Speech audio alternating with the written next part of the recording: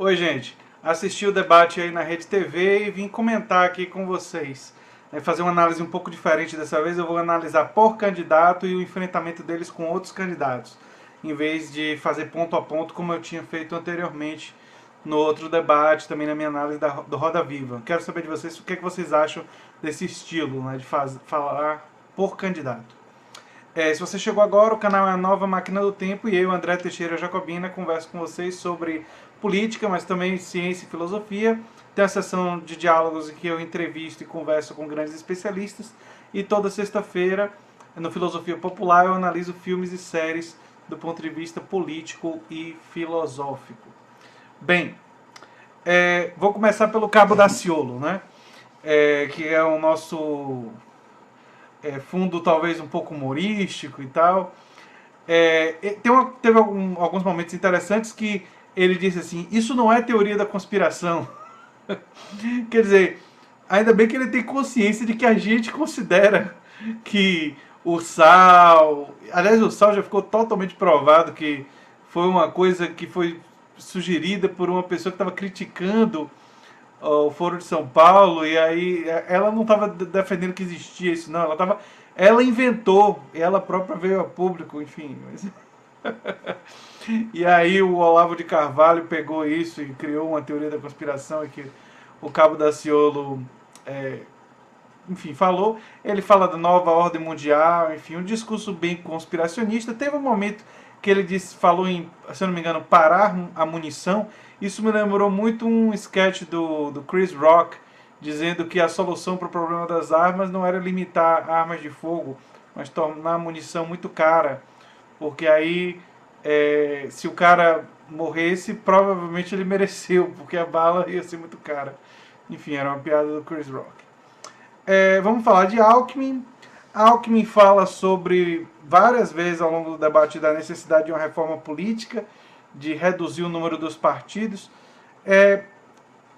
Eu até acho que no Brasil tem bastante partido, mas eu sempre me preocupo quando alguém fala que tem que reduzir o número dos partidos, porque aí você pode chegar a um ponto de você ter dificuldade de um novo partido surgir, um partido que vai apresentar novas ideias. Então, e um novo estilo de governo e tudo mais. E se você cria regras muito fixas, as novas ideias têm dificuldade de surgirem, de se organizarem. Né? Nos Estados Unidos, por exemplo, só tem 2 partidos, e aí é uma briga muito grande, você luta contra toda uma estrutura para poder você trazer novas ideias, e praticamente você não pode fazer isso de um outro partido. Tanto é que os progressistas de lá optaram por ir por dentro do Partido Democrata e tentar mudar o Partido Democrata, em vez de criar um terceiro partido, porque chegaram à conclusão que não iam chegar ao poder assim. Não é? Depois ele fala uma coisa assim, Alckmin, que é sobre o fundo partidário, que com a reforma política iriam voltar outras formas de financiamento, e ele não entra em detalhe, e eu fiquei muito preocupado, porque eu fiquei pensando assim, será que ele está falando da volta do financiamento privado das empresas?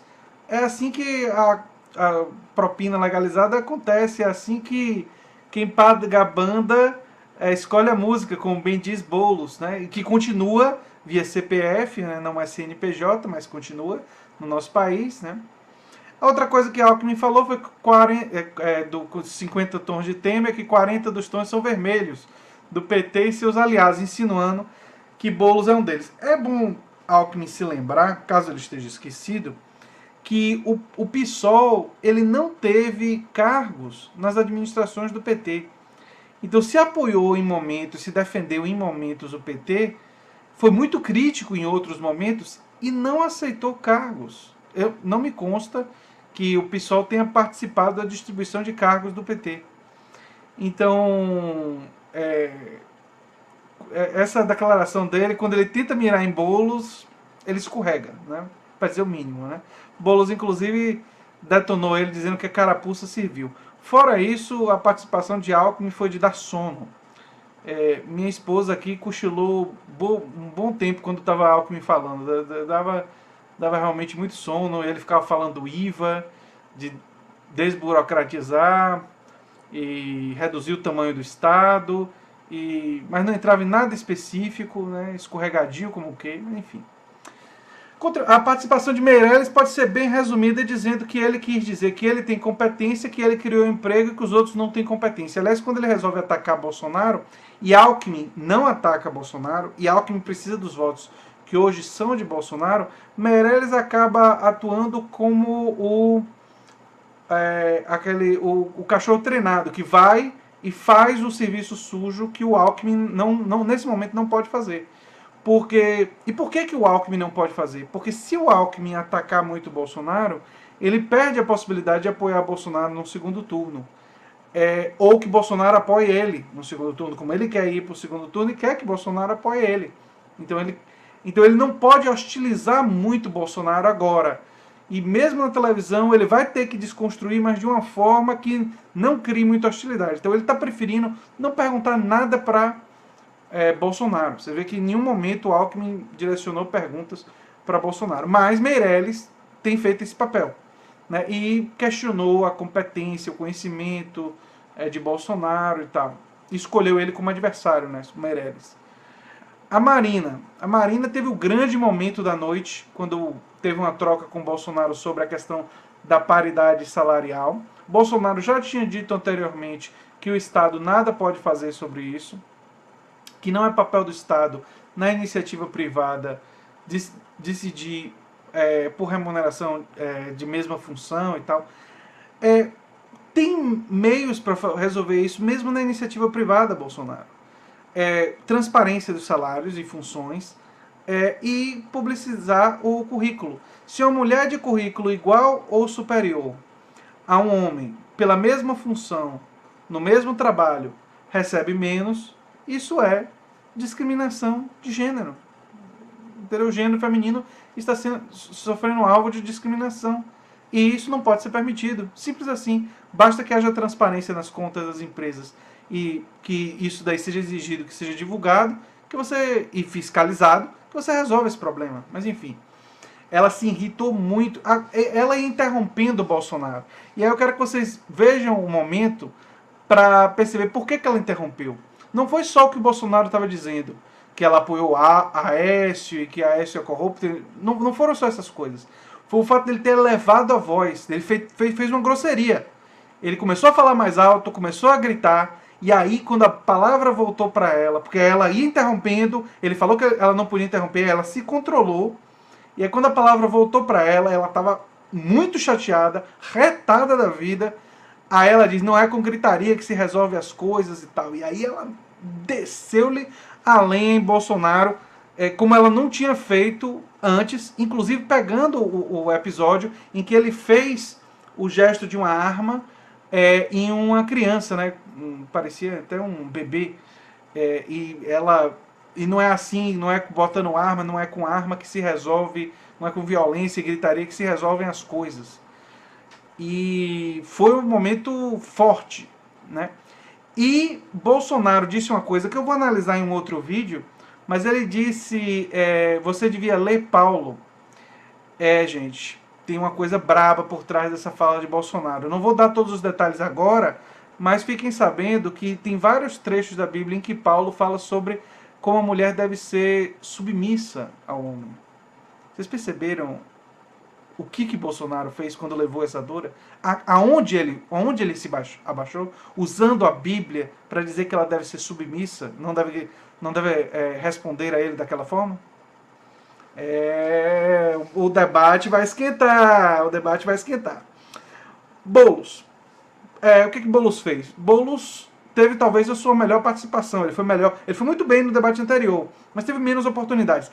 Esse debate, vale dizer, foi um debate muito mais justo, porque não teve aquela coisa da distorção do debate antigo, que Alckmin foi perguntado 3 vezes, e aí Alckmin acabou aparecendo muito, e como Alckmin é bem insosso, deu sono em todo mundo. Dessa vez a gente não teve esse problema, todo mundo teve um tempo de pergunta e resposta mais ou menos igualzinho. Então, aí Boulos teve mais tempo, o que ele fez com esse tempo? Ele bateu forte na agenda da defesa da democratização, participação popular, toda oportunidade que ele tinha, ele falava, aproximar o poder das pessoas.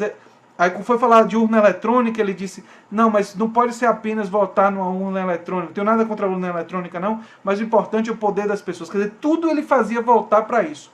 Que também é uma questão central para mim. Então é óbvio que Boulos me agradou e muito, né, nesse discurso. Isso daí é evidente. E uma outra questão que Boulos foi absolutamente brilhante foi quem paga a banda escolhe a música.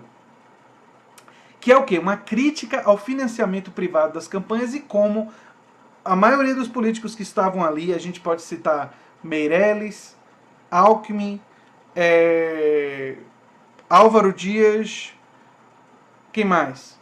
O próprio Bolsonaro, que tem agora com a aliança com Paulo Guedes, setores do mercado financeiro se aproximando deles. Só aí 4 dos candidatos claramente, fortemente apoiados pelo setor financeiro, né? E os outros, Marina, Ciro, Boulos e Cabo Daciolo, são os que não são. Então você tem 4 financiados e 4 não financiados pelo grande capital e tal. Vale um comentário aí. A proposta de Boulos de infraestrutura, Levanta Brasil e todas aquelas outras propostas dele são muito semelhantes às propostas de Bernie Sanders nos Estados Unidos, em vários elementos em comum. Eu acho que é uma agenda progressista que você vê nos Estados Unidos, você vê um pouco na Inglaterra e você está vendo agora no discurso do Guilherme Boulos. Para essas eleições, infelizmente, é uma candidatura que não me parece que ainda vai decolar. Mas pensando no futuro, em associação com movimentos sociais e fortalecimento de uma alternativa genuinamente de esquerda, me parece que Boulos vai se candidatando a ser uma liderança de esquerda importante. Ele já tem uma importância hoje, mas ser uma liderança ainda maior no futuro. E, enfim, tudo isso daí eu acho que ele foi muito, muito bem. Foi a participação do Álvaro Dias. Institucionalizar a Lava Jato. Falou isso querendo pegar de novo. Dessa vez ele não citou tanto o Moro, mas a luta contra a corrupção é sua medida populista, né? Sua estratégia de populismo aí é com a Lava Jato.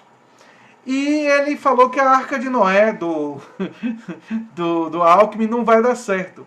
E que ele negociou com o Centrão, mas o Centrão não aceitou as condições dele. E ele diz uma coisa muito interessante, ele diz assim, que o Centrão teve a avaliação de que com Álvaro Dias talvez ganhasse a eleição, mesmo que ganhasse a eleição, não ia ganhar os seus propósitos, que eles realmente queriam.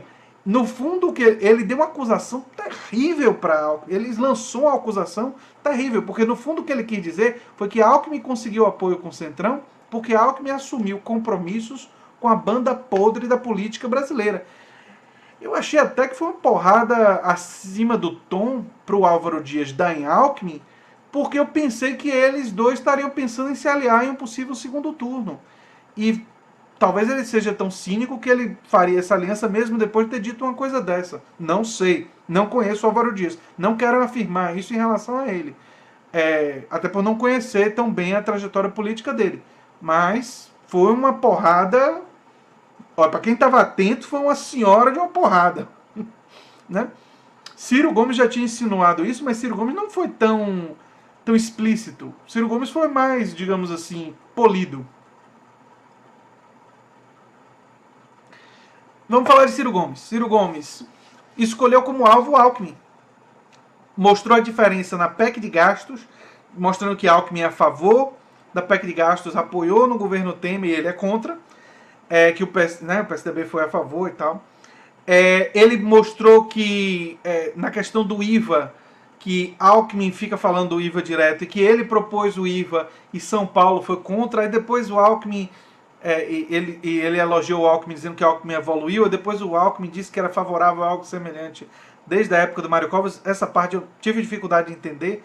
Alckmin, inclusive, usa termos e tem uma forma de exposição que até para uma pessoa que estuda política como eu fico pensando assim, se Alckmin às vezes dificulta a compreensão para alguém que estuda política como eu, que tem um ouvido atento, que está acompanhando a eleição e tudo quanto é debate, imagine para o público em geral. Quer dizer, Alckmin usa termos e tal, ele não é compreendido pela maior parte do povo brasileiro. Eu acho que a candidatura Alckmin se não for o tempo de televisão, corre sérios riscos de ficar fora do segundo turno por causa do Alckmin. Quer dizer, o Alckmin é o maior inimigo aí, porque, enfim, não fala a linguagem mais acessível para o povo. Então. E ele também questiona a reforma trabalhista, né? O Ciro se diferencia do Alckmin aí. E depois o Ciro também questionou a coisa do tripé macroeconômico. Eu preciso ler o programa de Ciro para ver o que, é que eles estão propondo em termos de substituição do tripé macroeconômico, mas Alckmin simplesmente não respondeu. Quer dizer, ele falou um monte de coisa, mas ele não disse sobre o tripé macroeconômico se ele vai manter, se ele é contra, em quem ele diverge. Ele falou, nesse momento ele falou generalidades. Eu fiquei até, assim, um cara que já foi 3 vezes governador de São Paulo, político experiente, não entendi por que ele fez isso. Talvez porque ele defende o tripé e acha que o tripé hoje é pouco popular, talvez. É uma hipótese. E aí chegamos a Bolsonaro. Bolsonaro defende que o governo não tem nada a fazer com a questão da igualdade salarial entre homem e mulher, e deu toda aquela confusão lá com Marina, e ele fala umas coisas assim, atacar o Foro de São Paulo. A que ele está se referindo? Ele está sugerindo bombardear a sede do Foro de São Paulo? O que é atacar o Foro de São Paulo? Entendeu? Prender as pessoas que vão lá. O Foro de São Paulo é uma organização de, enfim, palestras latino-americanas, de lideranças de esquerda que vão lá e conversam e tal. A direita tem uma certa paranoia com gente de esquerda de outros países se reunir para conversar. É uma organização conhecida que faz isso. O que é atacar? Vai mandar prender? Vai entrar a liderança de esquerda aqui no Brasil e não vai sair mais? Isso é crime internacional, isso é dá problemas diplomáticos, escambau, pode dar até guerra. Eu não sei o que ele está falando. Eu juro para vocês que ele diz atacar o Foro de São Paulo e eu não entendo o que é que ele está querendo dizer com isso. Parece uma generalidade. Assim, tipo, nós somos contra o Foro de São Paulo, mas isso eu já sabia, Bolsonaro. O que é atacar? Atacar é entrar lá e meter tiro nas pessoas? Eu não sei. Eu estou literalmente dizendo que não sei. Né? Depois ele fala um monte de coisas assim populistas, obviedades, tipo, não há apadrinhamento, não há indicação política. Eu também sou contra as indicações políticas, mas eu tenho dificuldade de acreditar em Bolsonaro, porque Bolsonaro é o cara que tinha uma funcionária que cuidava dos cachorros dele, e usando dinheiro da Câmara de Deputados. Bolsonaro é um cara que aceitou receber auxílio moradia, tendo moradia. Quer dizer, se ele faz pela amiga dele de Angra dos Reis, por aquele pessoal, quem me garante que ele não vai querer fazer pelos amigos de infância ou por outras pessoas que ele conhece? Eu não tenho nenhuma base de referência para afirmar que ele não faria. Até porque ele fez muito pelos familiares e pelo entorno, né? Empregou quase todo mundo, conseguiu que quase todo mundo fosse empregado. Né? Se dentro da lei, sem ser nepotismo explícito, em alguns casos talvez de nepotismo cruzado. Questionável, enfim, pelo menos foi o que em alguns casos dessa família toda que está na política é o que parece, embora também não seja ilegal, né, mas provavelmente imoral, né? Depois ele repete o discurso dele que ele nunca defendeu como parlamentar, que é reduzir o tamanho do Estado, desregulamentar e tal, e aí ele fala uma coisa que, desculpe, mas ele fala assim, que patrão e trabalhador serem amigos. Oh, que fofo. Trabalhador e patrão vão ser amigos com o governo de Bolsonaro, né, Bolsonaro? Amiguinhos. Desculpe, gente, mas é ridículo isso. Os patrões e os trabalhadores podem até eventualmente ter relações de amizade, viu, Bolsonaro? Mas eles têm interesses contraditórios, porque o patrão quer pagar menos e que o trabalhador trabalhe mais, e os trabalhadores, em geral, via de regra, querem trabalhar menos e ganhar mais. Diante disso, há uma contradição de interesses. Contradição de interesse, entre outras coisas, da greve, entendeu? Organização de sindicatos para tentar lutar por melhores condições de trabalho, por melhores salários e tal. Essa é a relação capital e trabalho. Sempre. Às vezes, quando os trabalhadores são mais respeitados, mais bem pagos, essas relações são mais suavizadas, mas eles são mais respeitados normalmente nos espaços onde eles têm condições de lutar mais e conquistam esse espaço. Normalmente é muito difícil imaginar que os patrões dão de mão beijada. Normalmente se dá através de conquista dos trabalhadores e patrões, às vezes, que reconhecem a necessidade de entregar os anéis para não perder a mão. Entendeu? Mas enfim. Depois ele diz uma coisa que eu vou fazer um vídeo também sobre isso, que ele diz que não tem áudio dizendo que mulher deve ganhar menos. Estranho, eu vi esse vídeo, que ele diz assim, eu não pagaria. Eu vi esse vídeo, no YouTube inclusive. Era uma entrevista, um programa, e ele começa a falar um negócio assim de que os empresários talvez tenham dificuldade de contratar mulheres porque elas podem ficar grávidas e com isso eles pagam menos por causa disso e tal. E aí depois ele questionava se ele pagaria, ele diz, não, eu não pagaria. Então ele não pagaria o mesmo. Então, enfim, é estranho ele dizer isso, porque será que ele não sabe que tem essa gravação? Enfim. É isso aí, gente. A questão do Paulo eu vou abordar em um outro vídeo. Eu vou fazer um outro vídeo sobre isso, não vai ser nesse vídeo não. Eu achei que esse debate foi melhor, porque esse debate pelo menos teve mais isonomia, todo mundo teve sua participação, todo mundo teve seu espaço ali, e nesse sentido ele foi um debate mais rico. Se tiver alguma coisa específica que eu esqueci de falar aqui, que vocês gostariam que fosse abordado, deixe isso nos comentários, quem sabe eu faço um outro vídeo para complementar esse primeiro vídeo. Tá certo então, gente? E desculpe aí se eu fiquei meio assim, achando graça de algumas coisas, mas tem determinados momentos que o ridículo é tão grande que ele toma conta de mim e aí eu não tenho como não rir. Nem que seja um riso nervoso, um rir para não chorar, né? Que é muito da nossa política aqui no Brasil, tem muito disso. Mas se você gosta do meu canal, eu peço que você se inscreva no canal, dê um like, compartilhe, bote em grupo de WhatsApp, Facebook, tudo quanto é lugar. Vamos bombar os vídeos aí, que isso daí me ajuda muito, gente. Tá certo? Um abração e até a próxima. Tchau, tchau.